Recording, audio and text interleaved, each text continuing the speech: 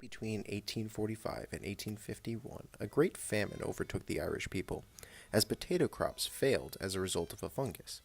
Because of the blight, potato harvests for these consecutive years were all quite poor, and in all but 1847, the harvests were essentially destroyed in their entirety. As the country's food supply diminished, mortality rates skyrocketed, with nearly 1 million people dying from starvation or disease. At least 3 million more left the country to seek a stable source of food. Many Irish immigrants came to the United States, and more specifically to New York City, a place of opportunity for those in diaspora, and more importantly, a place with food security and jobs. These days, New York City still represents that land of hope for many. The city is teeming with opportunities for those with the means to take them.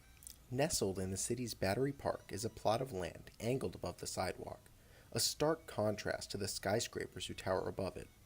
This is the Irish Hunger Memorial in New York City, opened on July 16, 2002, and the work of artist Brian Tolle.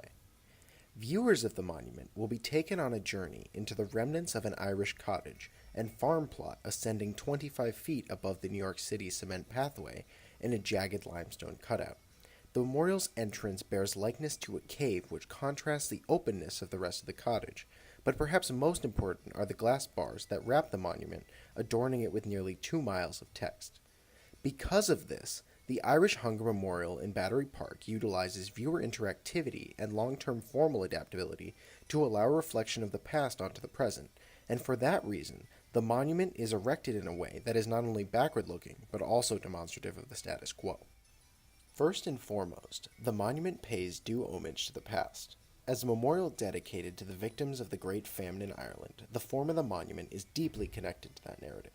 Because the monument takes the form of an Irish cottage and plot of land from the relevant time period, at least formally, the demonstration of Irish hunger is undeniable. Additionally, spread throughout the plot of land are stones from each county in Ireland, as well as indigenous Irish flora and fauna. But more interesting for me is the relationship between the monument and the present.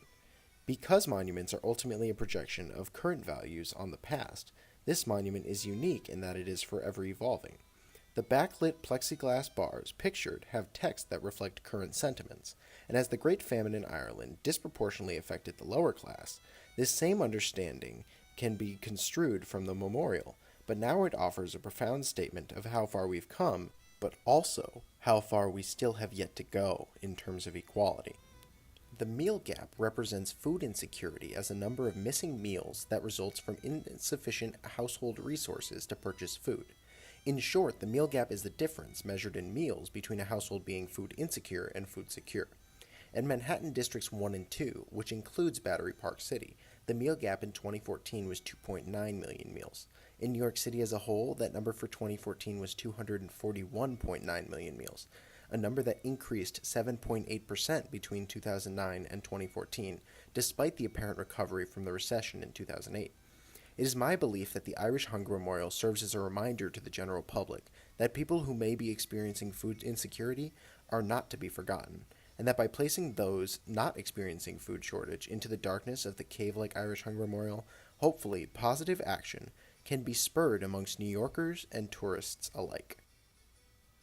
Similarly, the Irish Hunger Memorial also speaks for other marginalized groups, besides the food insecure.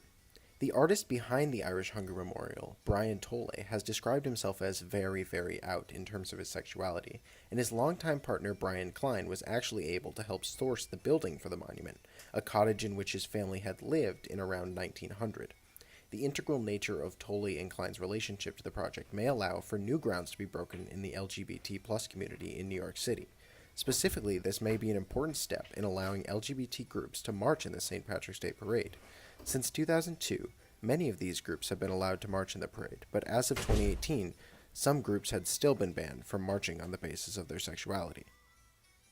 Because the text that wraps the monument is easily changeable and only made of plexiglass, it is my postulation that throughout time, the monument will speak more and more for all marginalized groups, because as their struggle for rights is everyone's struggle, the text of the monument will be adapted to fit the causes of the day. Different constituent groups determine the text of the monument, and it is my hope that in the awareness and action brought by monuments of this sort, the global community will learn to adequately feed all of its people. The monument's meaning will continue to shift, allowing a showcase for a constantly evolving body politic, whose needs will be ever changing. New experiences and interpretations will be added to the monument, and the Irish Hunger Memorial will maintain its status as both commemorative but also inspiring future action. Therefore, in a society that benefits many of its inhabitants unevenly, Tully's Irish Hunger Memorial will provide a voice to those marginalized, someday bringing benefit to those whose toil can no longer go unrepresented.